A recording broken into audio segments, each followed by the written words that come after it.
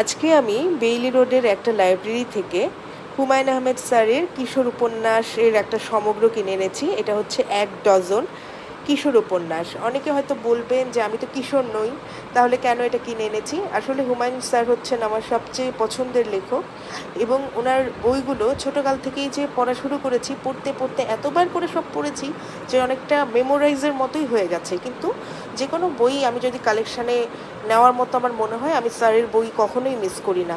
Sir এখন আমাদের মাঝে নেই ঠিকই, কিন্তু স্যারের লেখাগুলো এখনও আমার সঙ্গে রয়েছে এবং আমার সবচেয়ে প্রিয় রাইটারের নাম বলতে হলে বাংলাদেশি প্রিয় রাইটার এবং পুরো দুনিয়াতে, পুরো পৃথিবীতে আমার সবচেয়ে পছন্দের একজন রাইটারের মধ্যে একজন হচ্ছেন আমাদের প্রিয় হুমায়ুন আহমেদ স্যার। আমার খুবই পছন্দের লেখক এবং বাংলা ভাষায় এত চমৎকার লেখনী খুব কম সাহিত্যিকেরই আছে এবং আমাদের হুমায়ুন স্যারের লেখাগুলো এতটা ইনফরমেটিভ আমার কাছে মনে হয় এবং এত নলেজেবল ছিলেন স্যার।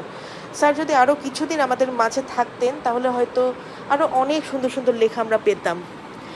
এখানে যে গল্পগুলো আছে প্রত্যেকটাই আমার পড়া, প্রত্যেকটাই আমার পছন্দের, কিন্তু আমার সবচেয়ে বেশি পছন্দের কোনটা সেটা যদি কেউ জানতে চায় আমি বলবো পুতুল। এটা আমার খুব পছন্দের। এটা নিয়ে সম্ভবত মৌশিদুল ইসলাম স্যারও একটা সিনেমা বানিয়েছেন। সুন্দর, মুভিটাও সুন্দর ছিল। অন্য ভুবন আমার খুবই পছন্দের, বোতল ভূত আমার খুবই পছন্দের, পিপলি বেগম আমার খুবই পছন্দের, একই কাণ্ড আমার খুবই পছন্দের। সবই মোটামুটি আমার পছন্দের উপন্যাসগুলো এখানে আছে।